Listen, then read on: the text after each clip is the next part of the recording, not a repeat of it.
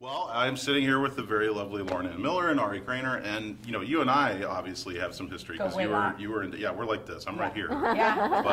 But you were in Dallas last year to promote Lucky, and so it's great to have you back first of all, and it's great to have you here for your. Is this your first time? This is my. I'm losing my Dallas virginity here as we speak. I know. It's all about the sex talk. This whole thing is going to be nothing but sex talk. So, yeah. But no, this is so much fun. This is my second time to see this, and I couldn't wait to see it again. Not just because you guys were coming in town, but I really thought it was a lot of fun. The thing that I immediately noticed about this was that it seems like it kind of follows sort of a classic formula, but it never feels formulaic. Now, was that something that was sort of an intentional type of thing? Like, we want this to feel natural and to feel familiar, but we don't want it to feel like it's just that same old movie you've seen 100 times before. Yeah, I mean, we were really smart about it right from the beginning. That's exactly what we intended to do. You planned it that way. And we were such geniuses about it. Yeah. I mean, no, we really did sit down and we were like, let's make it, let's have a romantic comedy format, and that they meet and then they hate each other and then they fall in love and then they hate each other and then they go back together. So that definitely was something that was in here, but at the same time, it was really important to keep that very real and very grounded in what is the real version of that story and that model. And as soon as you make it about friends, too, it feels like such an obvious thing. Like, how has no one ever done that with friends? Like, subverted the romantic comedy but made it about friendship? But they haven't, so that immediately makes it so fresh. I mean, that's when I first read the script, I thought, like, oh my God, this is genius, of course. And then as we were making it, the whole point was to keep it as real as possible, to keep their relationship as grounded as possible. Yeah. Now, how do you also find the balance of, because you have to be sort of like bitter enemies for the first half of the film, or at least first third of the film, and then eventually you become friends, but finding that right balance of how bitchy to be towards one another, so that then you can naturally sort of sway into the, oh, but now we're friends, Well, again, it was that same question where, there were different drafts or different conversations where it would get bigger, and then if it didn't feel real, or it felt too snarky, or it felt too cliched, somebody would say, no, it's too much, and we'd pull back, and it really was important that girls can be really passive-aggressive and undercutting. Yeah, and much more like, I think often in entertainment you see girls being really like this to each other, but like it's not all really how that aggression comes out. So it was like trying to sort of bring it back down to home base as much as possible. Yeah. I know you mentioned in the Q&A that you didn't want to just make like a film that was like a biopic about, sex lines. Right. But I do have to ask, was there some research? Did you call some sex lines? Did you like listen to pre-recorded things to find out how they... Well, Katie and Nalon, who I co-wrote the script with, she ran a phone sex line out of her dorm room at Florida State. It was 1866 FSU tits, not working anymore. Damn it. But yeah, so get the number though. Who knows? Yeah, and maybe now some new entrepreneur will start up a new business. But yeah, so we drew on that, but like we said, it was not a documentary of Katie's experience with the phone sex world. So that being said, we only spoke in dirty talk to each other for like months before the movie. We barely. She would tuck me into bed over the phone every night. Oh, Lauren, what are you wearing tonight? It was like a lot. No, it was.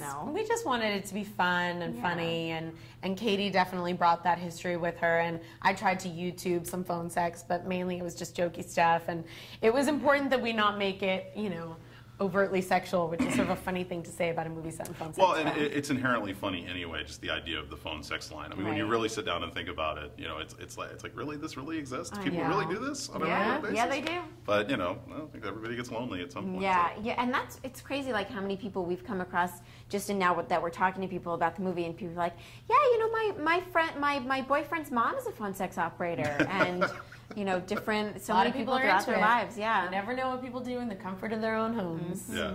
Now I'm hoping that this is going to become like this really big, like popular comedy. Is there a chance that you could see this?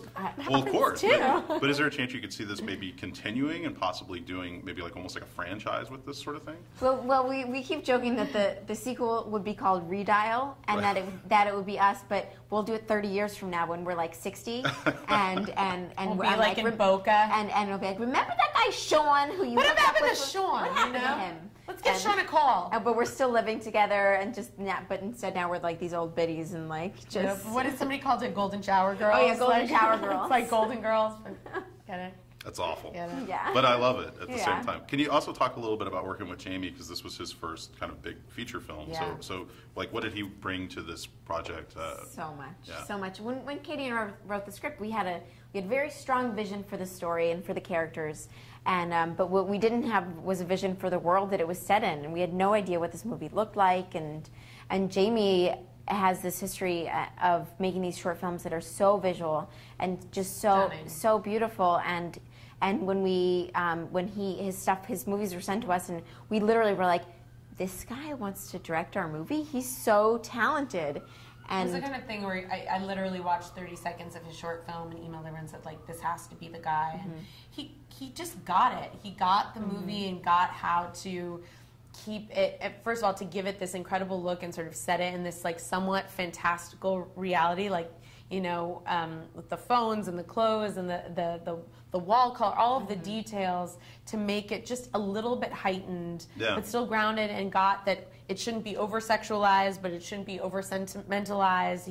Right in that kind of sweet spot. Yeah, well, and I also kind of love how there's a sort of grassroots thing behind this, in that, you know, you sort of, instead of going to the studios, you decided, we're just going to make this thing, we're going to make it the way we want to make it, and now Focus has picked it up, and it seems like, you know, you guys are going around promoting it. I just love the whole concept surrounding it, and I would imagine that in some ways that's kind of more gratifying to be a part of that than to be a part of just like a big studio film it's just all about the numbers. Totally. Yeah. Totally.